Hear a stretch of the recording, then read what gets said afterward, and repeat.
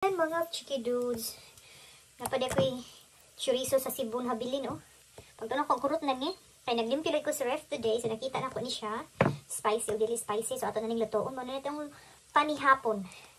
So nagluto ko og fried rice. Ayan, napabukal na akong gamay tubig para sa atong chorizo. Start to cook na siya fry. Chiki dudes. Yung pabukalan. Mura lang itlog ni Asti.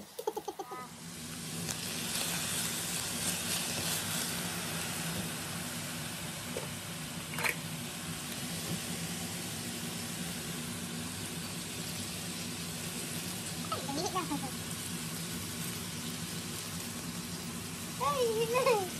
Tumasik ko din. Lagi mong buto.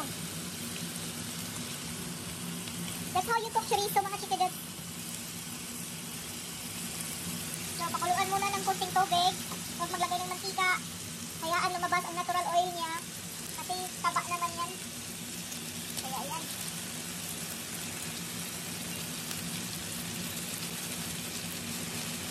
Kailangan yung butasan.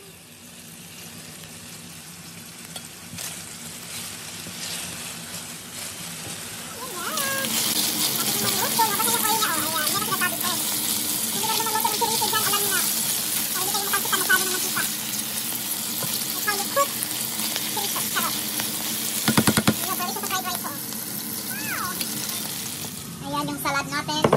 Sarap ng salad ko. Lagyan natin ng mozzarella cheese.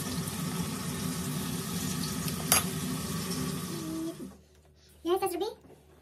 Yes, that's. Lato-lato. Lato-lato. Ayan, chorizo. Itlog maalat at saka. Naubos na yung danggit. Kinuha ni Ruby. Steak si Amo. Tapos kami Pinoy food. Fried rice. Our salad.